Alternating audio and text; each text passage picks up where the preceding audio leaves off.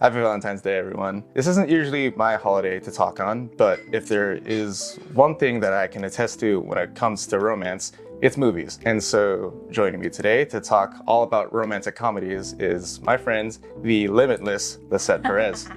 Hello. Hey, how are you? Good, I'm excited. I love rom-coms, so. This is happening because of you, mind you. After my episode with Dabney, you were like, can we do a Valentine's Day one? Where you're talking about? I'm like, what does Valentine's Day one entail? Like rom-coms, that's the only thing I can think of. Yeah. So yeah, here we are. Different categories, there's like rom-coms and like romantic dramas and like, it's just so many different kinds, but I feel like the ones that everybody usually comes back to are the rom-coms because they're so fun. Yes, exactly. That's a great point too of different types of romance as well. And as is the case with every film genre, really, there's so many microcosms like within each genre, Dabney and I talking about horror, there's paranormal horror, cosmic horror, and so on, So I was having trouble whittling down like my rom-com list. I realized I was thinking of rom-coms specifically, but then I thought of like American Beauty or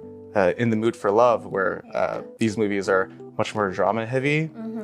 And there's not really a comedy aspect to them. So I was like, that made me realize like, there are like subgenres to romance as well. So that was a fun thought piece while I was putting my list together.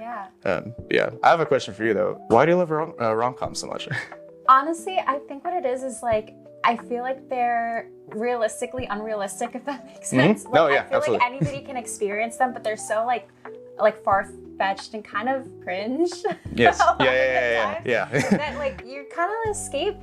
It's kind of like fantasy. I feel like you escape into fantasy, and like I feel like rom-coms have a big root in real life, but kind of just not realistic. And I just think, I don't know, I think they're fun and I can enjoy them and like fall in love with like the characters and the quirkiness of it, and I just tend to watch them on repeat for whatever reason. That's great. And you mentioning them being fantasy, I mean, I feel like that's a perfect umbrella statement for film as a whole. Yeah. Like film isn't meant to be real life, That's why there's I suppose you could call it a sentiment nowadays where people go like, the movies lied to me, or like the movies cheated us. Like, because movies are fantasy.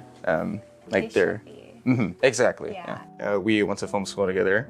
That's how we know each other. And I've put up with her since then. I'm just kidding. I will always pull through when you need it.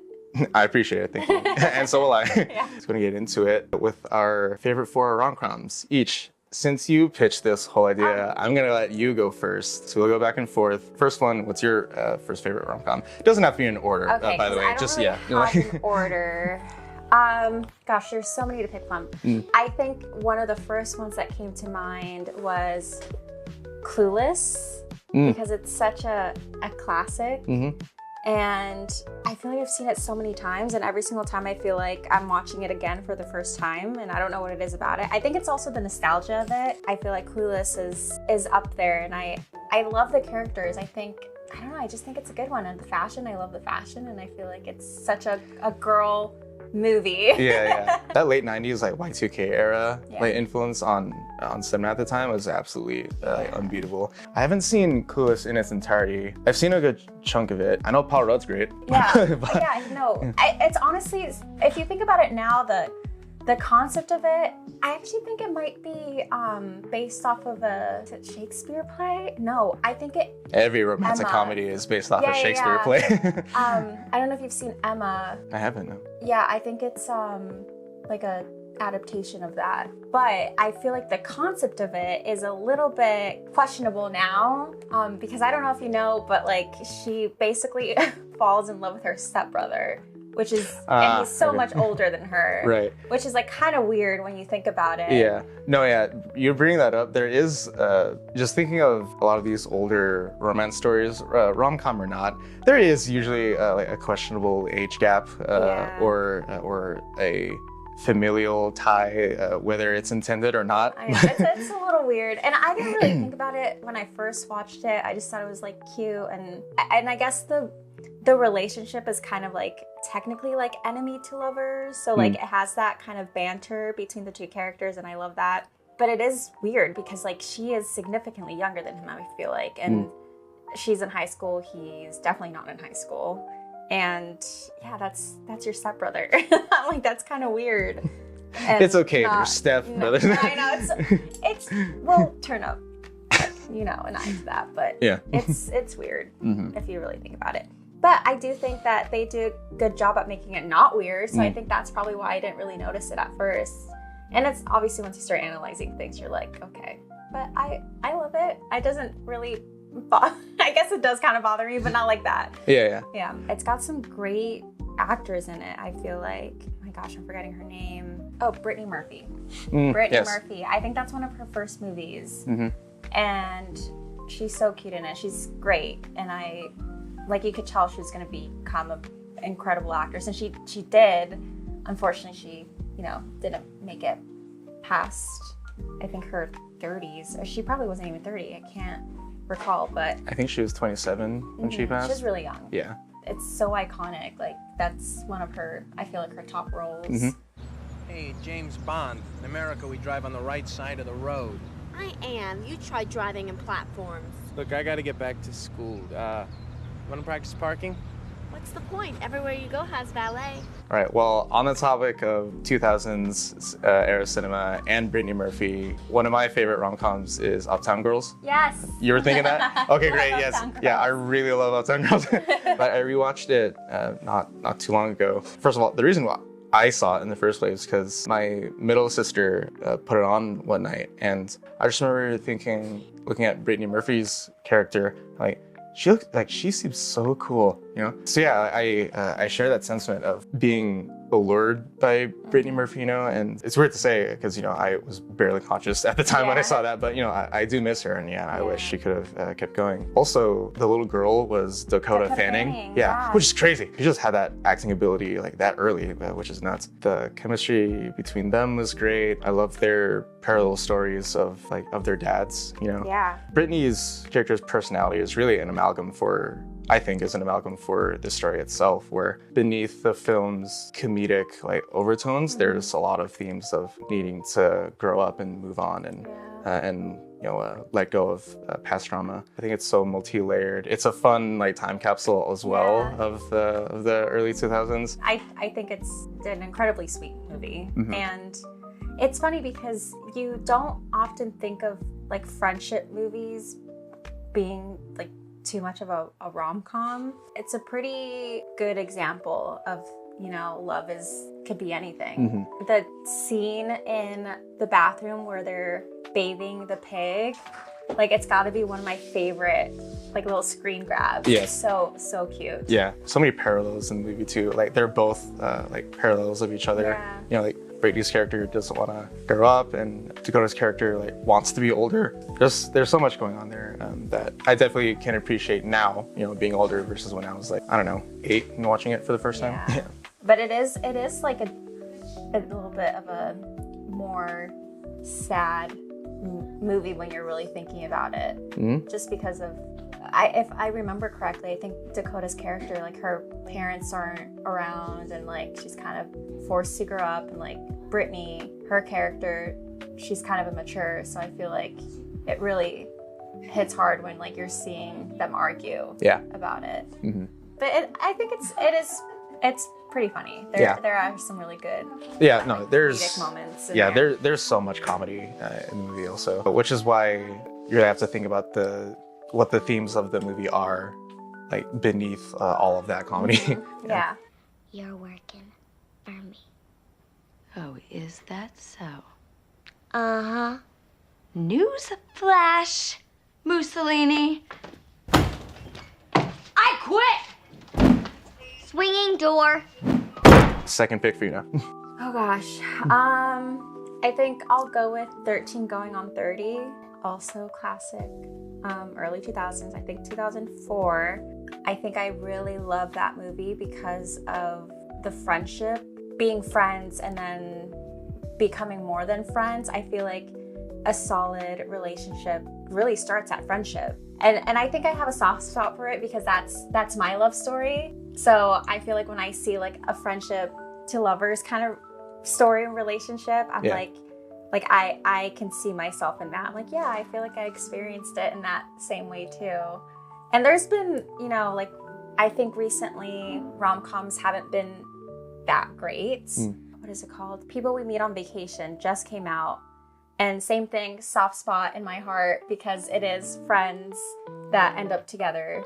So for me, I feel like any kind of movie like that, even if it's not great, I immediately gravitate towards it. I'm like, yeah, that's on my list of movies I'm gonna rewatch over and over again, so I can relive my love story. Gotcha. You know? With 13 going on 30, yeah, I just love that dynamic, and I also feel like it's different because she's learning how to basically be an adult while being 13. Again, these are like really bizarre choices. I feel like when you're really thinking about it, but I think it makes for a good story. It's funny. She like falls in love with her friend because she realizes he's a great guy and probably the most perfect guy for her. And then oftentimes it's like it doesn't work out or it's a little bit too late. And then obviously they end up together anyway. So it's that feeling of disappointment, like, no, I want them to be together. And then they are. And I love that roller coaster. Dang. You need to help me remember my life. Me? Yes. I can't do that. Why not? I don't know anything about you. All right? I haven't seen you since high school. What? We're not friends anymore, Jenna. Maddie, you're my best friend. No. Second one for me, we're gonna leave the 2000s now, and I'm taking us to 1989 with Heathers. Funny. Yeah? Wow. Yeah, okay, yeah. Heathers, I really love. It's not only one of my favorite rom-coms, but my favorite 80s teen movie. Winona Ryder's great, Christian Slater's James Dean, just the brutal satire of it all. There's so much suspension of disbelief within it. Like, it's that classic trope of high school students having so much power, you know? Yeah. How do they get away with all this? Or like the game the girls are playing in the start kind of sets your expectations, you know? Like, why is Winona Ryder like in the grounds, like with her head, like, you know? Kind of gives me Jawbreaker vibes. If you've seen Jawbreaker. I haven't. No. It's like similar. Similar to Heathers? Yeah, it feels the same to me.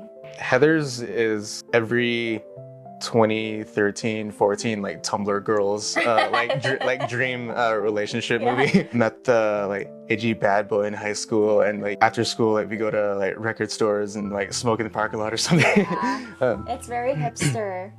Beyond all that, Heathers I think just has so much personality to it, and despite it being made in the 80s and is the film itself is set in the 80s, has a lot of themes that I believe are timeless, you know, when it comes to mental health and finding your own identity. This is a topic that I'm really not intellectually equipped to like speak super eloquently on. That's why I find it so fascinating, because it's entertainment, but it also like gets me to think, you know. Yeah, I think it's a play. It's also a play, okay. yeah. They like Broadway play, I believe, right? It's all over the world. There's a Japanese Heathers. What? Yeah, it's crazy. Whoa, interesting. Okay, I'll have to rewatch that. I feel like I haven't seen that in so long. I watched it once, and it was so long ago, and I never revisited it again. But I should. I just stick to like the same.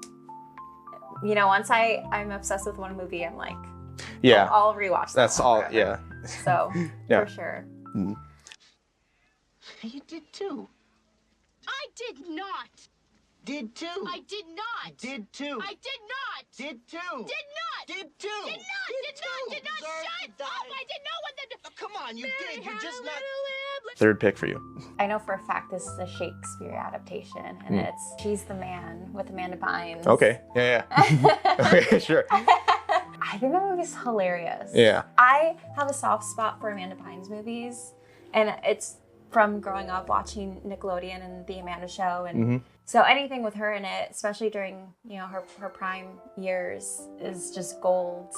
She was so funny, and prime Channing Tatum, love that guy. Something about it. I think it's just The tampon scene really gets me. Sure. It's just like, what? And just the way she talks, it's just like, how is this believable at all? It's just hilarious and doesn't make any sense. And I'm here for it. And I think the jokes, I feel like it's got some really great one-liners. And I feel like I can reference them in my day-to-day life. So I feel like when a movie does that, I'm like, good. Yeah, that's how you know a film has really extended its own lifespan when it's quotable. Yeah. And it's not anything like, I think it just has its own unique phrases, you know? I feel like anybody can write, you know, one-liner, but sometimes it just doesn't hit. The execution matters a lot. So. Yeah. Speaking of one-liners, going back to Heather's, one of my favorite lines that I look for every opportunity to quote is whenever they say, "What's your damage, Heather?" And I'm like, exactly. Oh, that's so funny. What's your name? Sebastian Hastings. Duke Orsino. Okay. My third pick from 2012, Easy A.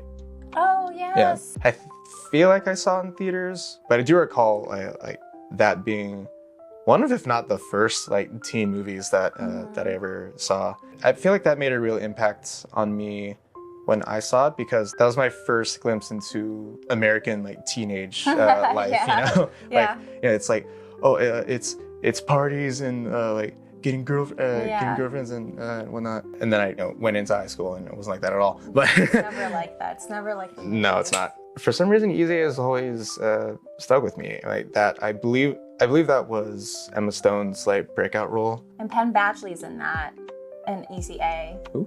Penn Badgley. He plays the beaver, the guy she ends up with. Oh, the guy in the suit. Okay, yeah, gotcha, which is my favorite scene Yeah, when he's like. Yeah, Easy definitely leans more toward comedy, but romance is still a huge aspect of it. aspect throughout. You know, it's I like. think Valentine's in that too. Now that I'm thinking about it. Is she? She's like the God-loving girl outside. She's blonde though. Yeah. A lot of connections between us. There's a lot of overlay in that. No, that's great. It was one of the first movies I remember seeing that weaved a character's like inner monologue with like how the film is edited. We hear her speak, and then like what she's talking about is also what we're seeing. Like that was one of the first instances I saw like that technique used in a movie, and for me at the time, I thought that was so new, you know. And when it came to Emma Stone's character, like I found a lot of I found her like really relatable, you know. Especially for like a confused tween at the time is like, yeah, aren't I supposed to have a crush? Aren't I supposed to have a girlfriend or be talking to girls? So it was more a movie that just came out at the right time for me, you know, in my developmental phase. But even thinking about it now, I don't think it's dated. I think the themes it talks about are still relevant now. You know, like I would watch it again now for sure. I still think about one instance when I was in 8th grade and I heard my teacher talking about like what movie like we should watch because you know it was like the end of the year. There's not much to do, and then somewhere in that sentence he like said Easy A, not referring to the movie, just like for whatever reason he said Easy A, and I was like, can we watch Easy A? And then I remember two of my guy friends looking back at me like, why do you want to watch that? And I'm like, what's wrong? Yeah, I don't feel like it's like leans towards like a girl-centric movie though. Mm-hmm. So that's kind of funny that they would say something like that. Yeah. Like similar, there's a couple of rom-coms that are like that aren't like heavy on, it's not like Clueless where I feel like that's pretty female-centric, catered to like women, you know. Versus Easy, I feel like no. I feel like that's for both, for anyone. But also, if we just pull back a bit, all movies are for anyone. Like let's be honest. Yeah. It's true. I was quite the contortionist. I could do this thing. I could go. I mean, my leg all. Stop! Can you stop? Don't show me. Can you not see that I'm a mess? No, you're not, Ellen. You're wonderful. Well, my fourth and last favorite is just kidding. I was gonna say Shrek, But I would have turned it off right now. because we were talking about Penn Badgley, I feel like John Tucker Must Die is, yeah. I think is fun. And I've seen that one several times. It's a movie where the lead doesn't end up with the main guy. Again, she ends up with like her friend that she makes. So I think I just have a soft spot for that. Yeah. And I think the casting is great. Brittany Snow, I think she's just an incredible actress. I've met her and she's she's very, very nice, but very to herself.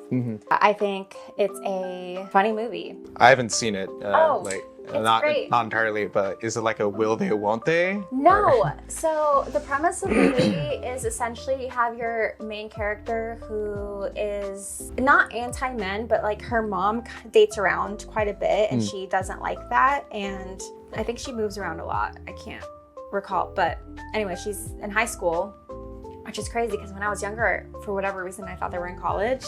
And then when I watch it back as an adult, I'm like, oh my gosh, they're in high school, which is kind of crazy to think about. But essentially, she ends up in detention with the popular girls and lets them know that they're all dating the same guy, John Tucker, who's the big, the basketball guy. And he's the it guy in school. And she knows that he's dating all of them because she works at a restaurant where he was on a date with all three of them at the same time.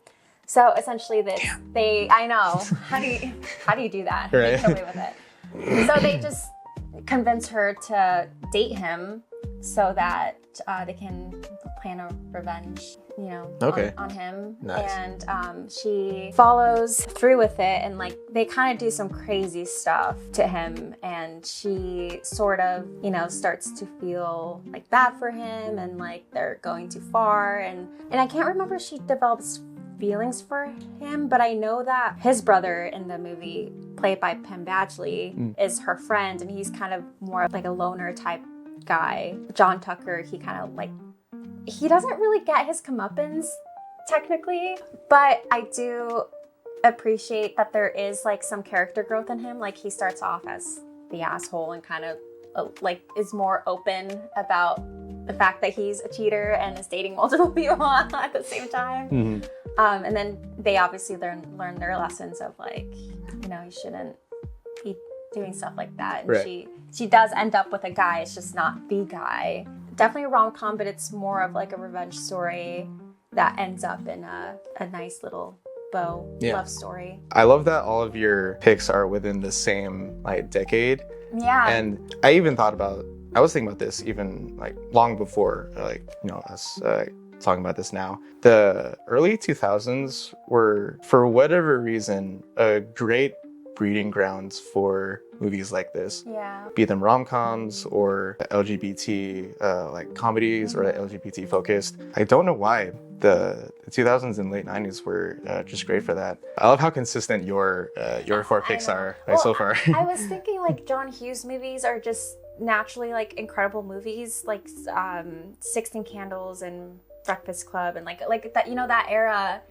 Like I love those movies, but I don't think I watch them as frequently because it's not necessarily like my generation. So I feel like I don't often, I guess it's just like, those are the movies I grew up watching. So those are the ones I go back to because maybe I saw them in like a time in my life where I just like, it just made me feel good. It reminds me of my childhood. So that's what I watch. And I don't think I watched like 80s movies until I was, maybe a little bit older, like 16 or something, where then I started watching those John Hughes classics. Yeah. And I'm like, oh, that's like, it's a good movie and it's a good story. And I do feel like, my dad always says this, they don't make stories like this anymore.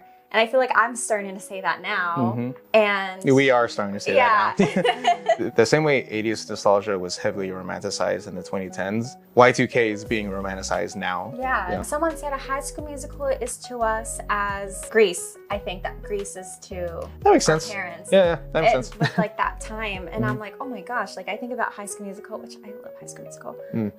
Great romance movie. That could be a rom-com to an extent. Your lips might just touch, but not yet. It's just gotta be the temptation. And then you give him one light kiss. For our fourth and last pick, you just mentioned it, 16 Candles. Yeah. Editing Kenny here. I would definitely move and replace 16 Candles with Romancing the Stone, even though I know Romancing the Stone isn't a traditional, air quotes, rom-com. Thinking more about it, I definitely like Romancing the Stone a lot more. And yes, I'm aware a lot of the humor in 16 Candles does not age well. I don't feel like deconstructing whole sections of the timeline just to correct that. So here you go. At least I don't think it has any super bombastic story element, whereas Ise is about this girl trying to prove I do get with guys. Yeah. Heather's has a lot of themes of teen suicide and mental health, whereas 16 Candles is just a really easy slice of life teen romance in the 80s, with teens in the 80s. And that's all it is. It doesn't try to be anything else or be anything more. It's a really easy watch, and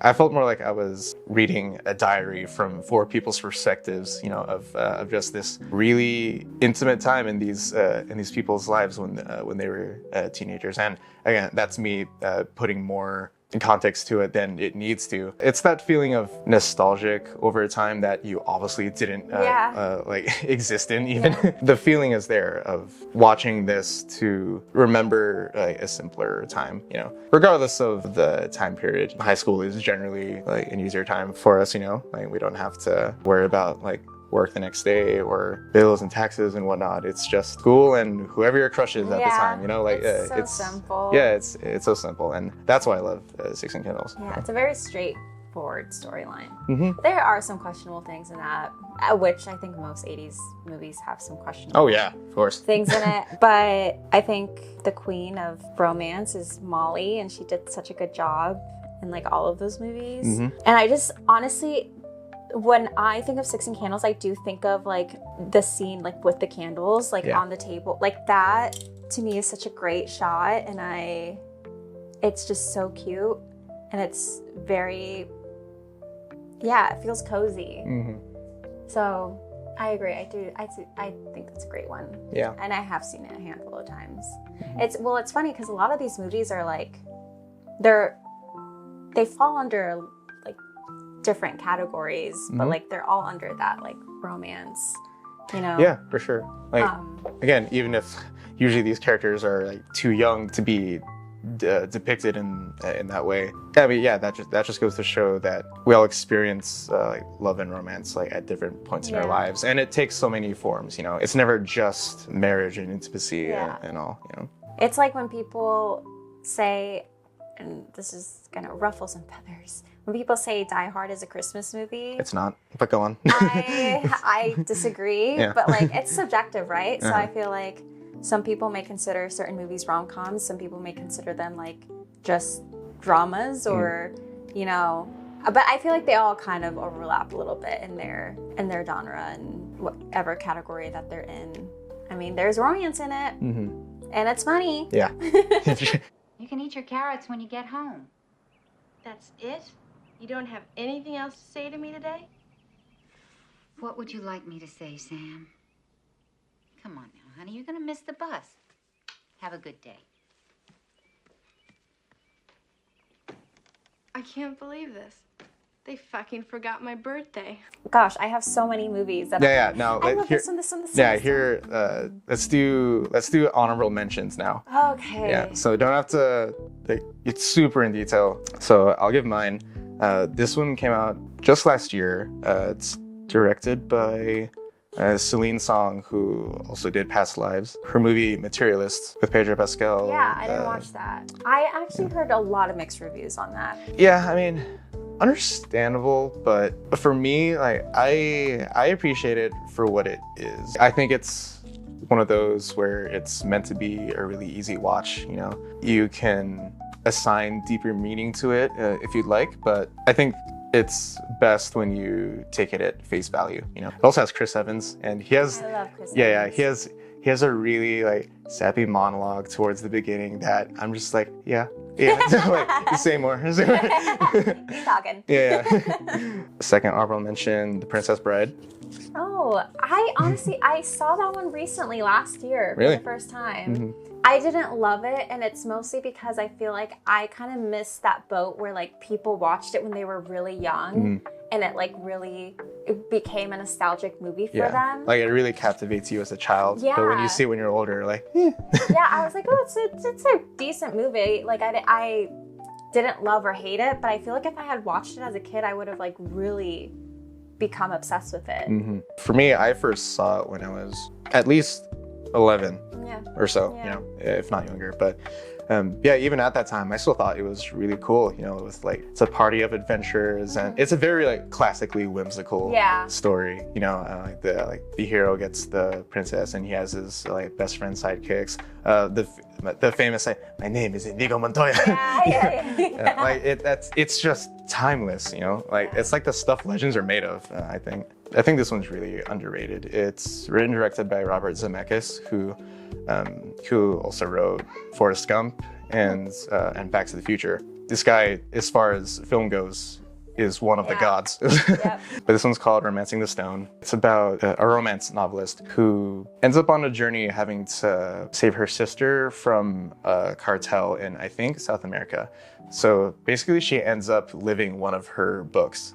Because once she gets there, she meets another adventurer who's like trying to make it like back home to the States. Their stories end up getting like intertwined. You know, like she's trying to save her sister, like he's trying to get a bounty, and the cartel has her sister in the first place because she has a map to an artifact that's like insanely valuable. Keeping in mind, like this came out in 1984. Indiana Jones was also like in the early 80s. So I feel like this is part of that huge adventure renaissance of the early 80s, and is really a bygone like era of cinema that we're really never going to see again, unfortunately. In the same way, like 16 Candles, I mentioned, like makes me feel comforted. Like watching Romancing the Stone like made me feel like I was experiencing like that era of cinema again for the first time, and it just feels really nice, you know. Even if watching it now, it's like, yes, here the story's gonna go, yada yada. Like, that's not really the point. Like, I feel like keeping in mind when a movie was made and when it saw release is so important to how you enjoy it, you know, regardless of when you watch it. Last honorable mention, I'm really stretching this here, but Raiders of the Lost Ark. My goodness, that is a stretch. Yes, a massive stretch. However, touching on your idea of friends to lovers, Indy and Marion's relationship, them starting as kind of like frenemies and then to lovers, they literally go around the world through that process. But I mean, what else to say? It's Raiders. It's one of the greats. It's gonna be iconic anyway. So. Yeah. Also, Marion's theme is really one of the best compositions ever made. Like that tune, like that immediately makes my heart melt. Like I love hearing it, and they always play it at the right beats too. It's just perfect. Like Raiders is in my top 4 of all time, like, for sure. Yeah. Wow, that's so funny. Yeah, like Marion's theme, I think, is what love can sound like. If I had to put it to a sound, We'll write it down for your future wedding. Gosh, honorable mentions. Okay, I feel like anything with Kate Hudson. I feel like she's done so many good ones. But How to Lose a Guy in 10 Days with Matthew McConaughey and Kate Hudson. There's something about having like 2 hot people in one, you know what I mean? Like, I feel like I'm instantly like locked in. Okay, That's usually the goal. That's usually the goal for a lot of movies nowadays, regardless of what it is. Basically, How to Lose a Guy in 10 Days, and it just doesn't work out for her because they end up together. Yeah. Oh gosh, and then I feel like 10 Things I Hate About You is such a classic. I think one that I feel like I watch every summer is Aquamarine, which is so funny because I feel like it's more like, I think it's more geared towards like preteens. That's the one with the mermaids, right? Yeah. Yeah. Okay. But when I watched it for the first time, I remember just like being just so obsessed with it, and something about it. I think it just reminds me of summer. Reminds me of my childhood. I think it's like a sweet little preteen, high school. Like, I doubt you've seen it. I'll come right. No, I haven't. That's not a movie I think you would have seen. I know I've seen a show that feels very adjacent. I think it's called H2O. It's the yes, same concept where yes. there's like mermaids and shit. Yeah, except this is like more so like mermaid that is being called to go back home by her dad unless she finds love. And she finds love. The SpongeBob movie? Yes, actually. She does find love, but she finds love in her friends. And that's the first time she hears it, is when her friends tell her, we love you. Like, we want you to stay. And like, her dad kind of realizes like, oh, you know, love comes in multiple ways. Not just, so it's very sweet. And I watch it every year, every summer. No, that's great. Yeah, I've definitely heard of it, you know, I mean, especially now, you know, perusing through Letterboxd. Yeah. I love Practical Magic. I don't know if you've seen it. I don't know this one. Yeah, no. Okay, it's got the coziest vibes. I watch it every fall. Two sisters, Sandra Bullock, and what's the redhead? Nicole Kidman. She's the redhead. Gotcha. They're sisters, they're witches, and they have a curse that when they fall in love with a man, that man dies, which is so tragic. Yeah. So you're basically, you know, Sandra Bullock's husband dies and she's, you know, having a hard time with it. But I don't know if I would call it a rom-com as much as it's got its like silly, funny moments, but it's more so like love between siblings and then like overcoming a curse, and you know, they do find love, but I again, it's like one of those where it's not necessarily focused on a relationship, more so a friendship and love between sisters. And I have a sister, so yeah. so I'm very fond of that one. But there's so many good ones, honestly. I feel like I could talk about this for days. For sure. Although the examples I'm thinking of are like, again, stretches like a K-pop Demon Hunters, like a little bit. Yeah, and that's a really good movie. Yeah. I was pleasantly surprised by that one. I wasn't expecting to enjoy it. I've seen it twice. Oh, What's Your Number? Have you seen that one? That one's really funny. That one's got Chris Evans. Oh, okay. And it's like, what's that girl from... I'm so bad with names, I'm realizing. Anna Faris. I think she's like dated like, I don't know, like 19 people or something, or 17. Or she's slept with 17 people. Okay. Like just like a pretty large number. Yeah. And she reads in a magazine that like people who go over a certain number don't get married or something like that. So her neighbor, who's Chris Evans, they become, gosh, I'm so typical. They become friends. And he helps her find all of the men that she's dated or like slept with so that she can go down the list and hope that one of them is like her husband. So that she doesn't go past that number. Okay. I mean, that's a funny premise. It is very funny, and it's a very good story on like how, you know, the number doesn't matter, and it's like the person that you're with like will love you for you and not just, you know. Speaking of Chris Evans, here's another loose like rom-com pick. Scott Pilgrim. Oh my gosh, I was thinking about that. I mean, it's not a love story, but it is about finding, well, Ramona, right? Like she's I mean, the whole crux of like Scott's journey is the pursuit of love. Yeah. You know, he's like, if you want to date me, you gotta beat my 7 Evil Exes. Like that was 2010. I feel like that was way before its time. Like I think it would do numbers now, but I do love it. I would totally count that. Yeah, for sure. I love how all my rom-com picks lean more towards like action. You know, just because like those are usually my my favorites. Like I made a top 50 and top 100 like movies for me of all time, and like I don't know, 80 of them were like more action oriented. Honestly, if it's a good story, I will watch it. Yeah, for sure. It's kind of rare that I will not watch a movie. Yeah, thanks so much for joining me. Thank you for having me, Kenny. Yes, of course. And happy Valentine's Day. Happy Valentine's Day. Stay safe for that. Here, I'm just gonna leave it at that. That's a multi-layered phrase. All right, thanks so much. See y'all.